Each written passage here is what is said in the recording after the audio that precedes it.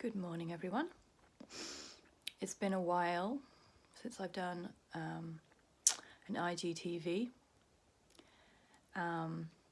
Just been doing life and lots going on, and obviously the Christmas period, and I've had a little holiday with my girls. And the last few days, I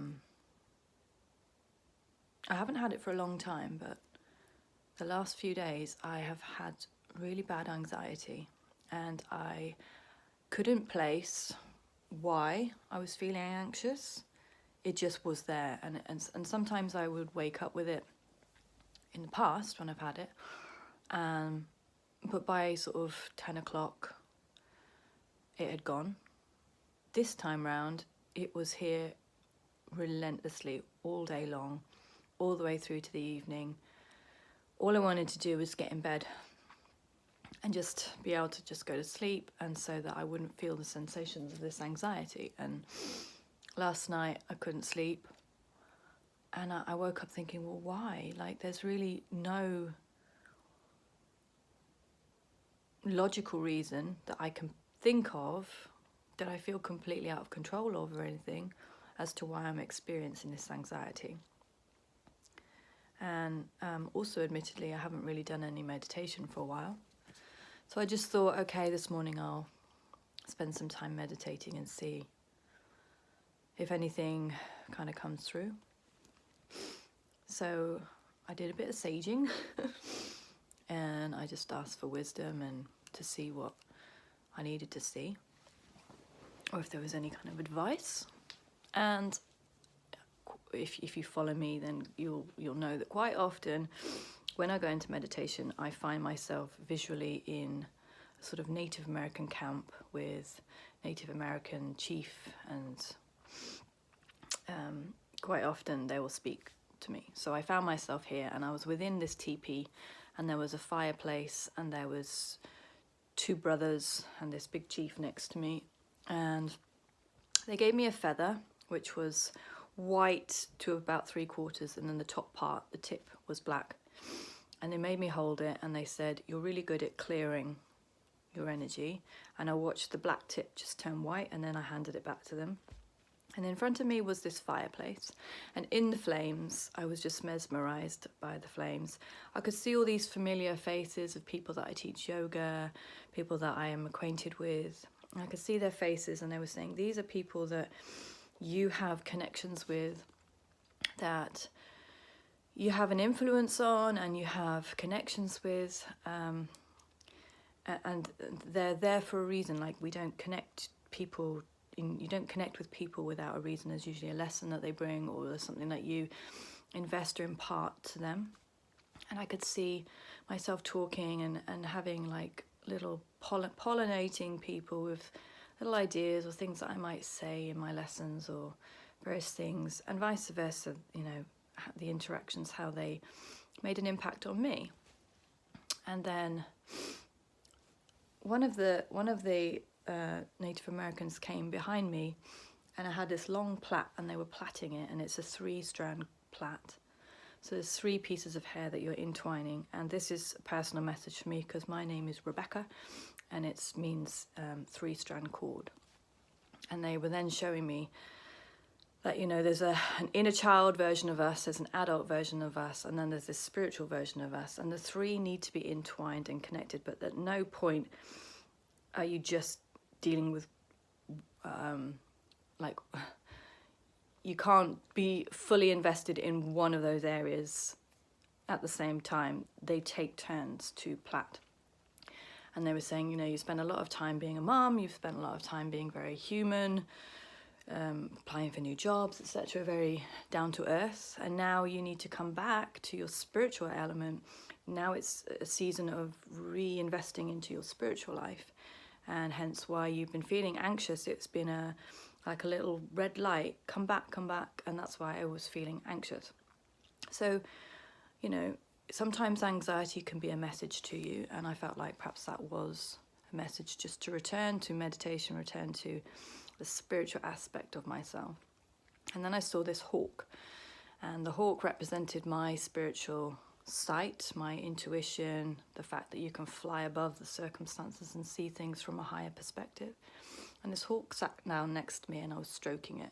And they were saying it's not a separate part, it's not like a pet. This is you, this is your insight, this is your ability to see above and beyond where you are. So let's, come on, become this hawk, return to your spiritual senses and fly and see what you see.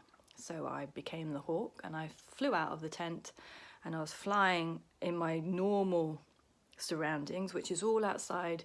There's this kind of campsite and there's a mountain usually, and I usually don't go beyond the perimeter of the mountain, but everything within me was saying, go beyond your normal perimeters, stretch yourself, go beyond, go and explore.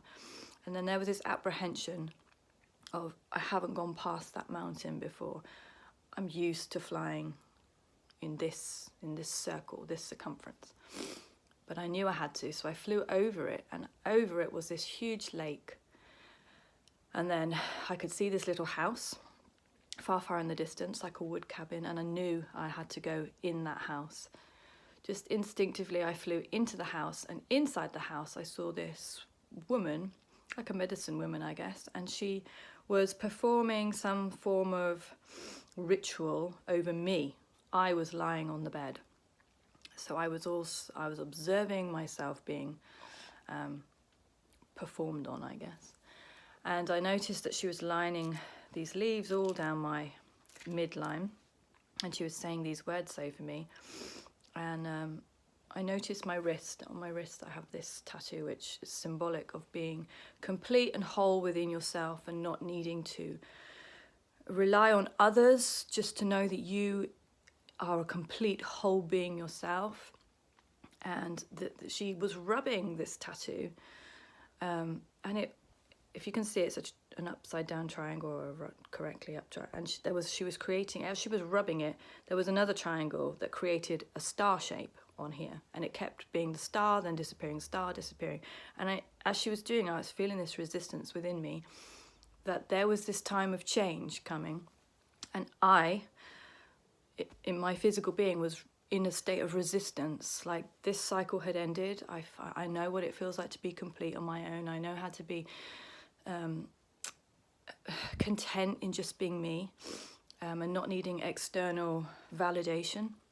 But she was trying to change it. There was this at the end of a cycle, and she was trying to encourage this star to come through. And then I just, as a hawk, went, okay, I stopped resisting, and I stopped resisting it, and the star appeared on my skin. And as it did, I kind of transformed back into the hawk and found myself in this really dark valley, and there was a mountain there, and there was all these blue lights, and this voice said, what's wrong here? I was like, well, I'm not scared, but there's no stars, there's no moon, there's no natural light. It's just completely dark. It feels really strange to be in the dark in a valley with a mountain, and there's no stars. And this voice said, well, that's because you're a star and you need to shine. You need to bring light into this valley. And so I instinctively lifted up my hand, which now had this star on my wrist, and it's shot out this light out of my wrist. And at the same time, I felt like my intuition, or my third eye, also lit, and this bright light started beaming out into the sky. And then I saw all these other hawks just coming towards the light and landing in the same valley, and then they were having the same experience of me. They'd been brought here instinctively, and then their lights were starting to shine. And it felt like, you know, we can have a season of healing or recovering and becoming complete, but you can't just stay in that place. We're always evolving, we're always transforming. And then I saw this cocoon, and these butterflies these caterpillars were emerging as butterflies out of it, and I was sort of saying, come on. And again the voice said,